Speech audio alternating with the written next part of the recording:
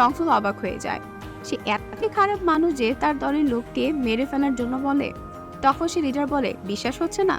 তখন সে তার স্ত্রীকে পানিতে চুবিয়ে মেরে ফেলার চেষ্টা করছিল সে ভিডিও কলে। আর এটা দেখে ডংসুল বলে তার স্ত্রীকে ছেড়ে দিতে, সে এই লোকটিকে এখনই মেরে ফেলবে। তখন ডংসুল সে লোকটাকে একটা মোটা রশি দিয়ে মেরে ফেলার দৃশ্য ভিডিও কলে দেখাতে থাকে।